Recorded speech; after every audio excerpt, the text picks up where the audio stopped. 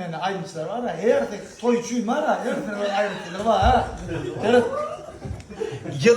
Yılları dönmez bir ada, bu başın sunuatı sapsin başka da. Böyle talantlar köp gelmez kavat, bilbili dinlediyen ada çalmadı. Doğru mu? Yine evinle restoran akşamı kaynatacak buradan. Balnoyları da tam oynatacak buradan. Karoçi toy edecek buradan. Mekanata atlı möcümür var.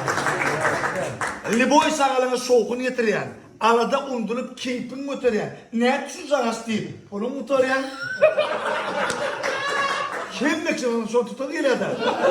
Sungotta Selvican değerliğini var. Bir daha getiren yok mu? İkinci sırada alt kalacak oraya da. Yok mu? Son ya. Sungot ölüdür, ölü değilidir. Bildiği da. DJ arsı DJ'lerin piridir. Derdim edin, Sungot ölüdür, ölü değildir. DJ arsı DJ'lerin piridir. Tanspol'un Jackson'ıdır, şiiridir, asatlı energizer'ımız var. Ula da keçerde yaranıp bilen, bir söz bilen doğru tanılıp bilen, mehrine adamlar analıp bilen, mehri paylayan, mehrişke vada.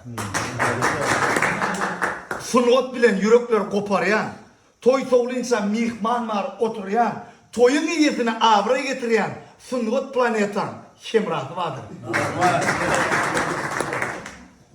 Aydımları, yazılanlar tarihi, 30'unu eyyem Bollu Halipa, Hacı Başı, Mehdi Acem'den tarihi. Dövrümüzün sahi cepbarı vardır. Başka da kâ bu başlamaz oları tarihi falan, yani şu aşma için yettim.